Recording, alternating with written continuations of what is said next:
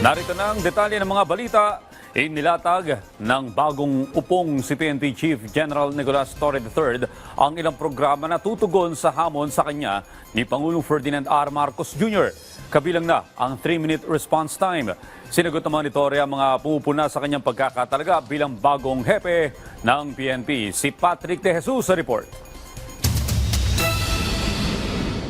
Ayaw ni PNP Chief Police General Nicolas Torre III na pagpasapasahan ang mga reklamo at sumbong ng publiko. Kaya naman nais niyang idagdag sa 911 hotline ang pag-report sa mga pulis na hindi umaaksyon. Una-una ha, kaya pumunta ang ating kababayan dyan sa munisipyo na yan or sa police station na yan dahil yan ang convenient sa kanila. Kukumbinsihin namin kayo na bumababa nga ang crime rate at yun ay sa pamamagitan ng pagsigurado na ito ay inyong maramdaman, makikita. Alinsunod ito sa hamon ni Pangulong Ferdinand R. Marcos Jr. kay Torre bilang bagong PNP Chief. Napaigtingin ang presensya ng mga pulis sa lansangan at komunidad at ipagpatuloy ang laban kontra illegal na droga sa tulong ng PIDEA. Kapag kailangan ng taong bayan, dapat may pulis na agad nagre-responde. Iparamdam natin sa mga Pilipino na may pulis na handang dumamay at pagtanggol sa kanila sa lahat ng oras. Patuloy din kayong magmatyag sa ating mga komunidad para kahit ang small time ng mga drug dealers ay wala ring ligtas. Hindi dapat natatakot ang estudyante o ang mga manggagawa, motorista, magulang, na maglalakad sa kalsada umaga man o gabi.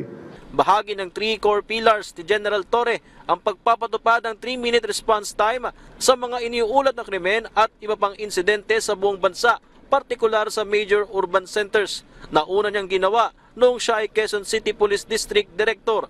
Biro naman ni Torre na nakilala at naging kontrobersyal sa pag-aresto sa mga high-value individuals, hindi sa lahat ng pagkakataon ay uubra ang 3-minute response time, lalo na kung hinahanap ang suspect. Ibang usapan yun. Gagamitan kita ng life and heartbeat monitor para mahanap. And for that, pag nagtago ka, mga 16 days. Hindi pwede yung 3-minute response doon, ano ba? Ibang usapan naman yun. Siniguro ni Torre ang patuloy na pag-aresto sa mga wanted sa batas. Hinikayat niya si dating presidential spokesperson Attorney Harry Roque na harapin ang mga reklamo laban sa kanya kung saan mayroon ng warrant of arrest dahil sa human trafficking case kaugnay ng nireid na pogo sa Porac, Pampanga. Abogado naman si Harry Roque, di harapin niya.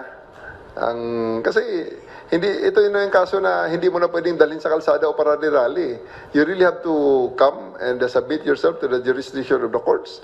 Tiniyak din ni Torre na hindi malalabag ang karapatang pantao sa kanyang utos sa mga pulis na damihan pa ang mga maarestong sospek dahil sa illegal na droga. Metrics natin is aresto. At ang aresto, ibig sabihin, buhay ang tao, dadali mo sa husgado. Pag sinabi ng piskal mismo na illegal ang aresto mo, problema na yun. Dahil pag dinala ka sa Internal Affairs Service, dinala ka sa NAPOLCOM, dinala ka sa PLEB, may kalalagyan ka. Sa pag-upo ni Police General Nicolas Torre III bilang bagong hepe ng pambansang pulisya, wala naman daw aasahan na malawakang balasahan sa PNP. Binigyang diin ni Torre na merits ang magiging basihan sa promotion ng isang pulis. May sagot din siya sa mga pumupuna sa kanyang pagkakatalaga bilang PNP Chief. So walang problema yan. Tanggap natin yan at tayo natutuwa na may feedback tayong nakukuha sa ating mga kababayan. We have to do everything within the bounds of decency.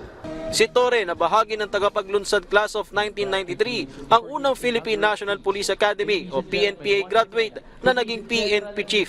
Higit 1 taon pang natitira sa kanyang serbisyo bago maabot ang mandatory retirement age sa March 2027. Patrick De Jesus para sa Pambansang TV sa Bagong Pilipinas.